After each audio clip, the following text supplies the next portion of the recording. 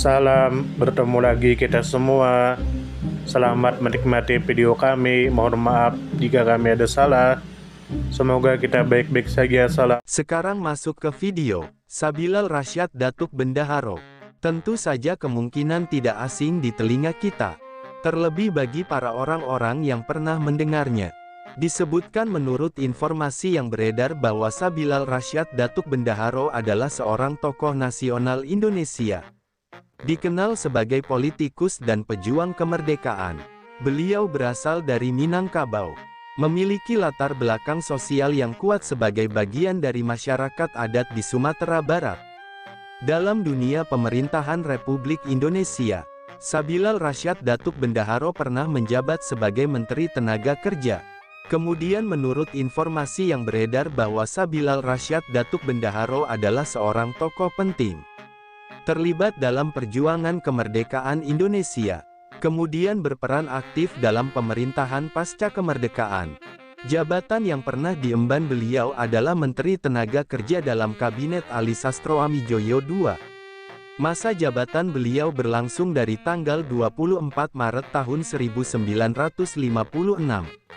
sampai tanggal 14 Maret tahun 1957.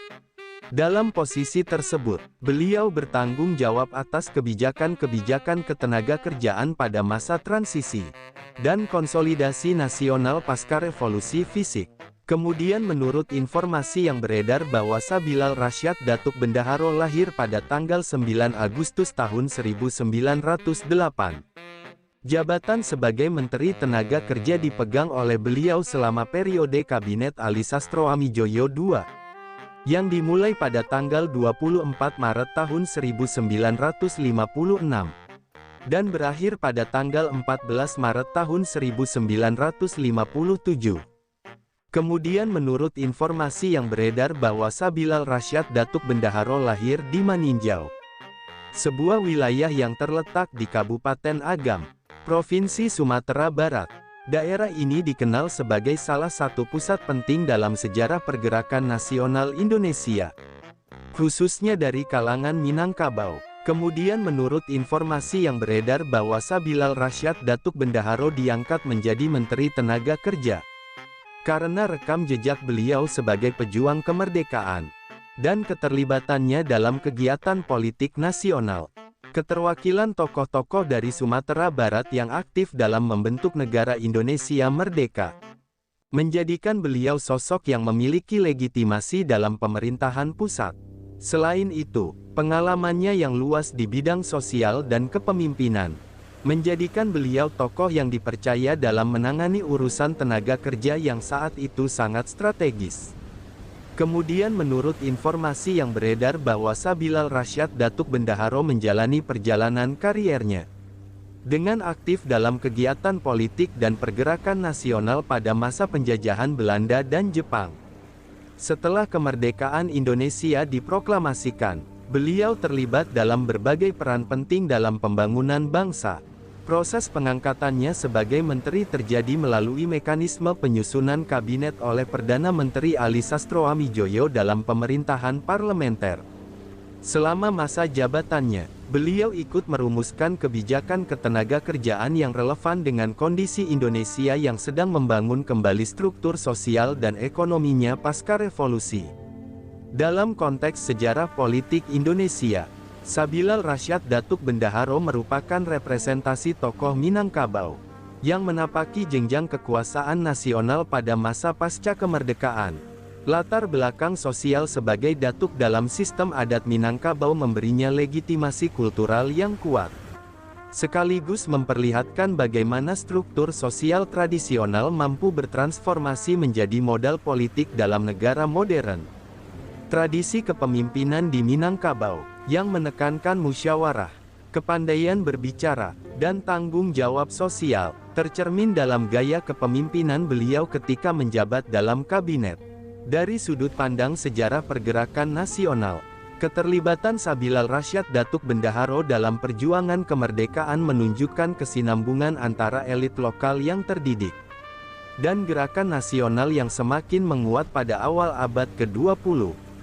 Sebagai bagian dari generasi awal yang lahir pada masa kolonial Hindia Belanda, beliau tumbuh dalam suasana di mana semangat kebangsaan mulai berkembang melalui organisasi-organisasi modern, pendidikan, dan percakapan politik yang terjadi di daerah-daerah seperti Minangkabau yang dikenal progresif dalam bidang pendidikan dan pergerakan. Dalam tatanan kenegaraan, peran Sabilal Rasyad Datuk Bendaharo sebagai Menteri Tenaga Kerja menempatkannya pada posisi strategis dalam pembangunan negara. Masa jabatannya berlangsung ketika Indonesia menghadapi tantangan besar dalam menciptakan stabilitas sosial dan ekonomi di tengah dinamika sistem parlementer. Kementerian Tenaga Kerja menjadi garda depan dalam mengatur relasi antara pekerja, negara, dan sektor swasta yang sedang bertumbuh. Di tengah berbagai gejolak politik pada dekade 1950. Kementerian ini juga berperan dalam membentuk regulasi ketenagakerjaan, serta menjembatani tuntutan buruh dengan kepentingan pembangunan nasional. Dari perspektif sosial ekonomi, kontribusi Sabilal Rasyad Datuk Bendaharo tidak hanya terbatas pada ranah birokrasi formal. Beliau juga dikenal memiliki perhatian terhadap nasib kaum pekerja dan buruh yang pada saat itu masih berjuang mendapatkan kejelasan hak-hak dasar dan penghidupan yang layak. Keterlibatan beliau dalam kementerian tersebut bukan hanya soal jabatan, tetapi juga mencerminkan kepedulian terhadap isu-isu keadilan sosial yang menjadi tuntutan besar pada era demokrasi parlementer Indonesia. Dari sisi sejarah regional, keberadaan tokoh seperti Sabilal Rasyad Datuk Bendaharo memperkuat peran Sumatera Barat sebagai lumbung pemimpin nasional.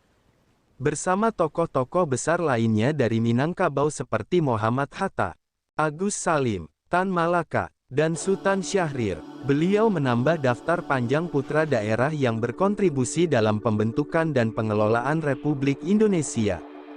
Hal ini mencerminkan integrasi antara nilai-nilai lokal dan visi kebangsaan yang lebih luas, di mana tokoh adat, cendekiawan, dan politisi bersatu dalam membangun negara. Dari aspek historiografi, meskipun tidak sepopuler tokoh-tokoh nasional lainnya, peran Sabilal Rasyad Datuk Bendaharo patut digali lebih dalam agar generasi mendatang dapat memahami kompleksitas sejarah Indonesia melalui tokoh-tokoh yang berkiprah dalam berbagai bidang strategis namun tidak banyak dikenal. Kurangnya dokumentasi dan minimnya eksposur media pada masa itu menjadi penyebab utama mengapa nama beliau kurang tercatat dalam arus utama narasi sejarah nasional. Namun, kontribusi beliau dalam pemerintahan dan perjuangan kemerdekaan tetap merupakan bagian integral dari sejarah bangsa.